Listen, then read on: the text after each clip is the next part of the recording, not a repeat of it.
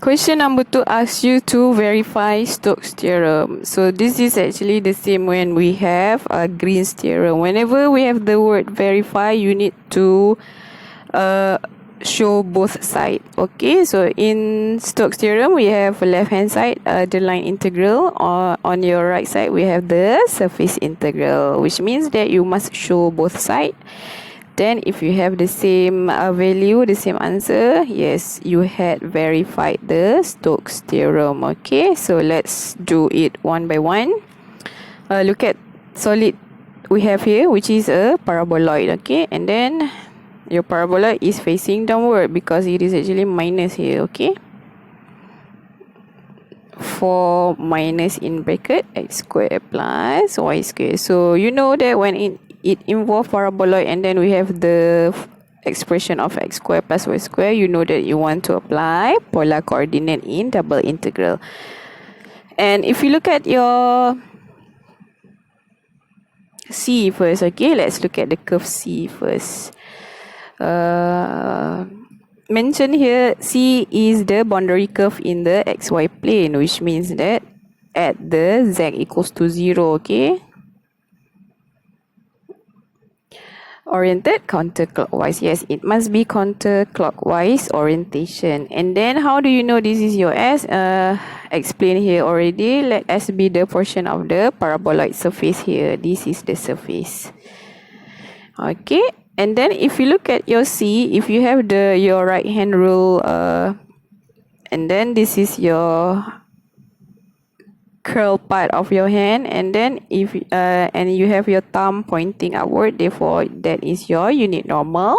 And okay, and then you know this is your S. It must be a counterclockwise direction, and then you have your thumb pointing upward, then you know that is your unit normal, and also you can have your surface S. Okay, so let's verify this Stokes theorem. And also because your unit normal is pointing outward, it is actually parallel to the Z axis, and also you know that you want to have your projection on xy plane, therefore you will have the n dot k vector.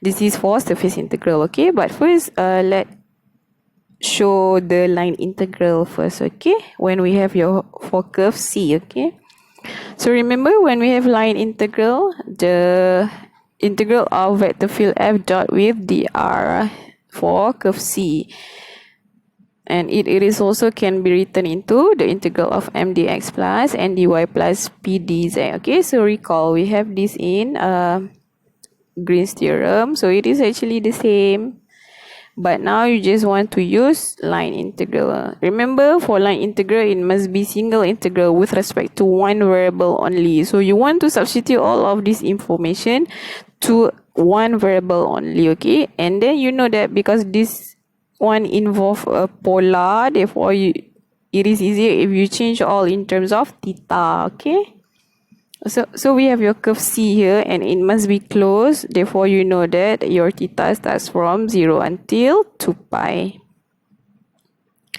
How about your radius? Yes, we have the x squared plus y squared less than or equals to 4 here, therefore your r is 2. Okay, so if you look at your curve C, you know that you want to convert this to a parameter theta. Okay, therefore we have all your information in terms of theta. You know that in polar you must substitute x equals to r cos theta, y equals to r sin theta. So in this case, when you want to find your dx, you must substitute your r first, which is r is 2. For y also r is 2. And then you differentiate your x and y respectively with respect to theta. How about your z here? For your curve C, because your C actually the curve of your z equals to 0, that's why we have z equals to 0. Okay, this one depends on your paraboloid. Okay, we have z equals to 0, that's why z equals to 0. When you differentiate 0, you get also 0. Depends on where your paraboloid on XYZ plane. If you have Z equals to 5 here, then you should have Z equals to 5. Okay, depends. Okay, but in this case, because your Z equals to 0, therefore differentiate Z, you get 0. Okay, write off your all information we have here first, because you want to substitute into the line integral, and you must remember when we have in line integral, it must be with respect to one variable only. So you substitute all of the information, and you know that because Z equals to 0, so you know this term multiply we will have 0, and dz also, you know, when you substitute dz here, you get also 0. So the one that we have here is x dy, which is 2 cos theta times with 2 cos theta d theta. Okay, so you can now you can integrate with respect to theta. Okay, note that cos square theta cannot be directly integrate. Okay, therefore you must convert first to half angle identity, which is cos square theta is actually equals to 1 plus cos 2 theta over 2. So if you have the integral of sine square, it is actually just minus. Okay, so this one is cos square, therefore you convert first, then you can integrate with respect to theta. Okay, please continue from here. Answer is 4 pi. Okay, so by using line integral, we have 4 pi. Because we only have one curve here, that's why that is your answer. Okay, depends on how many curve we have. Okay, we had done this before. You must find all of the curve C. Okay, because this is just a circle, yes, one curve only. Okay, if you look at the tetrahedron before, C1, C2 and C3, because it is a triangle, so you must find the integral of C1 plus C2 plus C3 if the question wants you to evaluate using line integral. Okay, but in the previous example, it is actually you want to show the surface integral. Okay, so please read the question carefully. Okay, so we had done with line integral here. So left side is done. So now you want to show the right side, which is the surface integral. So you know that we must have all of this information. And then you want to substitute the curl f dot with unit normal vector n ds. Okay. Okay, find all of the information we have here. Substitute into your surface integral, and then you know that for surface integral you want to look at the projection on xy plane. Okay, because we have here the paraboloid z, therefore the projection is on xy plane. So you know it is a polar, radius starts from 0 until 2, and the theta is also 0 from 2 pi. So substitute and then evaluate. Okay, please continue to evaluate, and the answer you should get 4 pi. Okay, so left hand side line integral equals to surface integral right hand side, which is 4 pi. Therefore Stokes theorem verified. Okay, so we have exercises here.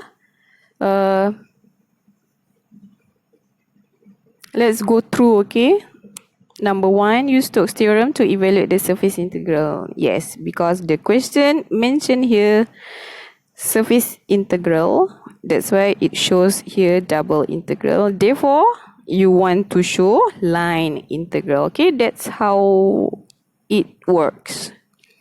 Whenever the question asks you to evaluate the surface integral, then you must show the line integral. Okay, that's why you must read first the question carefully for Stokes theorem.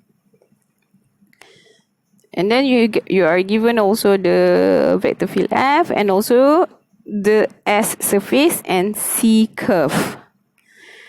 Okay, this one, yes, as shown in diagram. Okay, we have the curve C there, which is the trace of S in the xy plane. So you know it is actually the Z equals to 0.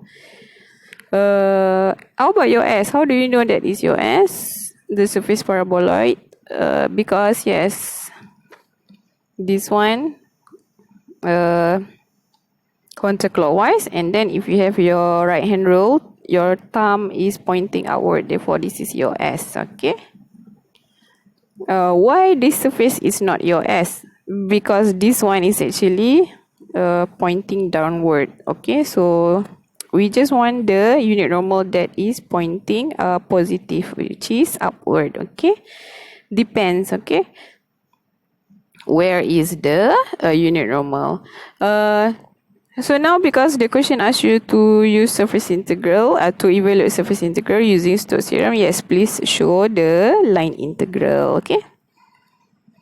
So this one is it is basically the same as the previous one. So you get 4 pi. Okay. If you look at number 2, use Stokes theorem to evaluate what we have here. Yes, line integral. It is actually in the form of the integral of m dx plus n dy plus z p dz. Therefore, you know it is a line integral. Because the question asks you to evaluate line integral, therefore you must show the surface integral. Where C is the rim of the cylinder x square plus y square equals to 1 and the plane y plus z equals to 2, cut it as shown in the diagram. This is the cylinder of x square plus y square equals to 1. Okay, 1 here means the radius of your cylinder, not the height of your cylinder. It is only the radius of your cylinder. So the height here is actually, it is cut by the y plus z equals to 2, which is, we have the one that looks a little bit slanted here. Okay, y plus z equals to 2. So you know that it is actually z equals to 2 minus y. That is the C, because C is the rim of the cylinder. Okay, it mentioned here C is the rim, which is the one that the plane y plus z equals to 2, cut it. Okay, so that is your C, and then yes, it must be counterclockwise. Where is your S? How do you know that is your S? Yes, this is because this one is your surface. It is oriented upward. Okay, the unit normal pointing upward. Okay, that is how you have your surface S. Okay, so whenever you want to have your Stokes theorem and whenever you want to determine the curve C and surface S, yes, please use a right hand rule. Okay, so we have here, yes, please find using the surface integral. Answer is 2 pi. Number 6. Use Stokes theorem to evaluate. Yeah, yes, given to you here is the line integral. Therefore, yes, you must show the surface integral. Answer is pi. Given to you also the vector field F. Okay, if you look at your vector field, it is given in this vector form. Okay, you know that it is a vector, right? It must be in form of vector, which is for vector I, negative y square, for vector j, x, for vector k, z square. Okay. Once again, this one looks actually the same as the previous example, the previous exercise, but the cylinder is actually cut with z equals to x plus 1. Okay. And once again, your C is actually the curve of the intersection of the plane z equals to x plus 1 and the cylinder. Okay, so please try this one. Okay, I want you to try exercise number 10, which is we have here from the past semester question, June 2014. Note that most of the Stokes theorem question, the diagram, you must sketch it on your own. Okay, the diagram is not given to you actually. Okay, so you must know how to read the info given. So now for this one, yes, I sketch it for you. Okay, it is actually you can check in your past semester question. This one, the diagram is actually not given to you. Okay, so this one I sketch it for you. We have the cone here. Okay, this is because I want you to try this question. The cone is actually it is oriented at the y-axis. Okay, if you look at the equation of your cone here, given cone y equals to the square root of x square plus z square. Because y here as the subject, you know that your cone is on y-axis. And how do you know your cone is on the positive y? Because positive square root, okay? So we have the surface of cone that lies between the plane y equals to 0, which means that it is on y-axis. And y equals to 3. Y equals to 3. And C is the trace of S on y equals to 3. Okay, so you know that this is your C. Mention here, your C is the trace of S on y equals to 3. Therefore, this is also your S. Okay, if you have your right hand rule, yes, this is counterclockwise. And when you have your right hand rule, it is pointing upward of your positive I, okay, not K anymore. K is for this one, okay. And now because it is pointing your positive Y, therefore it is actually dot with vector J, vector J, okay. Remember this one is when you want to find unit normal vector n. It must be n dot with J vector, okay. So you must know the variety when we have the surface integral. But the question asks you to use Stokes theorem to evaluate the surface integral. Yes, given to you the surface integral here. Therefore, yes, you want to have your line integral. Okay, so the only thing you want to have here is the C curve. Okay, the unit normal is for the double integral, surface integral. So therefore, you just want to have your curve C. Okay, so please find curve C. Okay, line integral, the integral of m dx plus n dy plus p dz. Okay, please try this one, number 10. Okay, number 8, 9, 11 and 12 you can do as homework. Okay, all of these are actually from past semester question. Number 8, the question used mentioned here to evaluate line integral. Therefore, you must show double integral. Yes, once again, you must sketch the solid on your own. Find where is your C and also your S. How about number 9? You are given double integral. Yes, we have the notation here, gradient cross product with vector field F. So you know it is actually curl F. And you are given the double integral. So you must show line integral.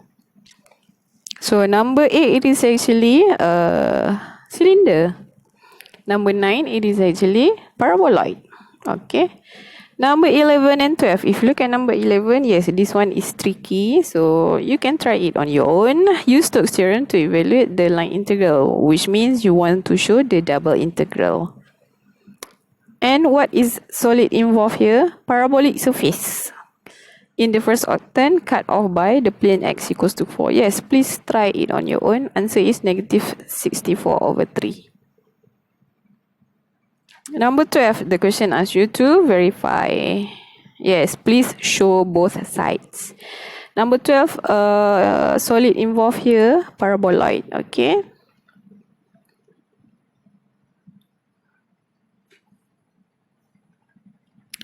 So that's all for Stokes theorem. Please try it on your own. Next lesson will be divergence theorem, the last part of your chapter 3.